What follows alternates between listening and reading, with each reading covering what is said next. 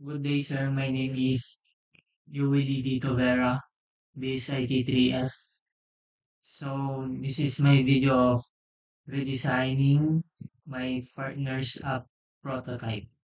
So, bali po ang partner ko po ay si Justin Rainiel Carig. So, ito po yung mismong ginawa niyang prototype. So, dito po, bali po, ang ginawa ko po, nag-add po ako dito ng mga kulang sa prototype na po. And then, um, nilagyan ko rin po ng konting design and examples po sa prototype niya. So, bali ito po yung sa kanya. Try po natin i-run. So, dito po, yung login, mapupunta po kayo dito, pero po, hindi po functional yung register form niya kasi picture lang po to. Then, pag dito rin po, yun po, gano'n rin po. So, pag clinic ko yung contact mo, pupunta sa contact yun yung dito po. Then sa about po, wala po siyang about. So, nag-add po ako ng another form na yung nilalaman po ay yung about this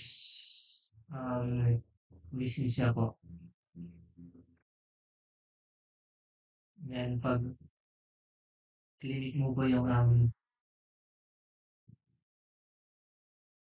admin login niya. So, try ko natin. Pag clinic mo po yung admin login niya, mapupunta po kayo sa admin panel and then may add, edit and delete po dito na nakalagay. So, yun lang po. Bali po,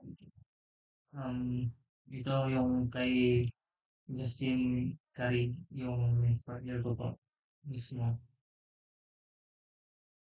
And then, sa akin naman po yung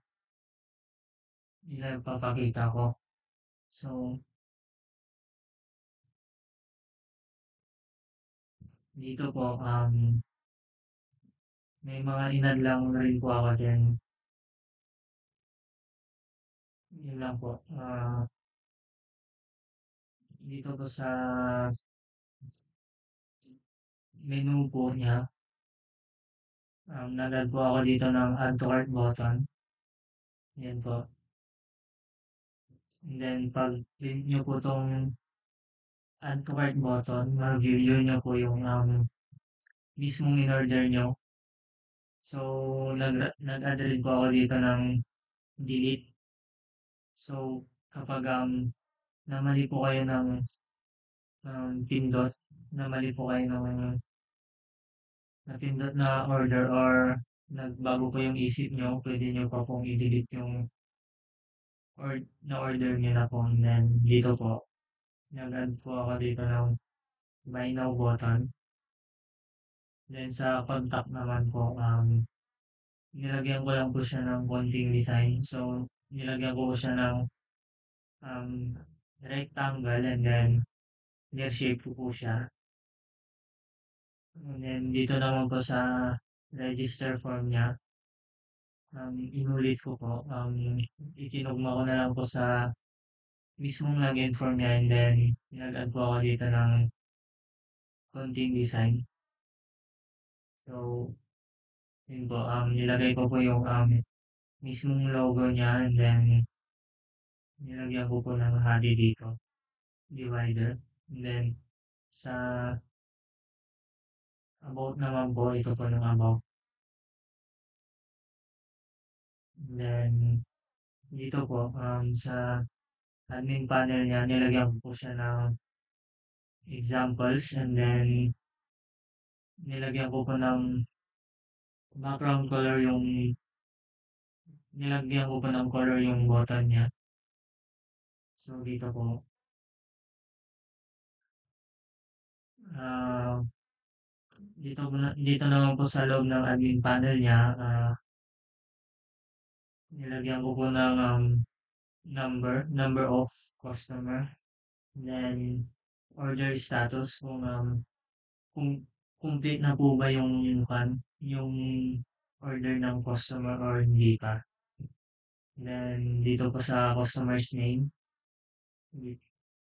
dito niyo po makikita yung mga nag-order na, and then dito naman po sa order time, makikita niyo po dito yung kung anong oras siya nag-order and kung kailan po siya nag-order.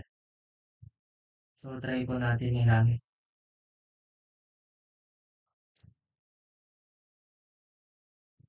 So log in. So dito po, pag-click niyo po itong add to cart button, mapupunta po kayo dito. So pwede po i-delete, or pwede niyo na rin pong i-buy now.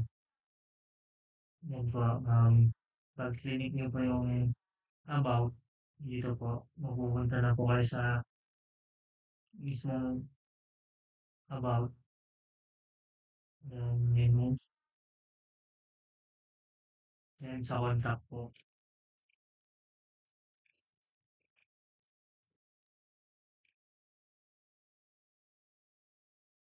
And then, um, sa sa admin panel naman po, pag-click po tong admin, pupunta kayo sa admin login, and then pag login, ito po.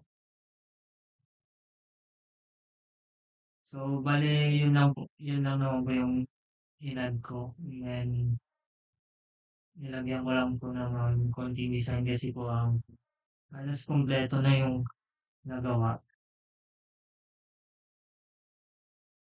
So, yun lang po. Thank you, sir.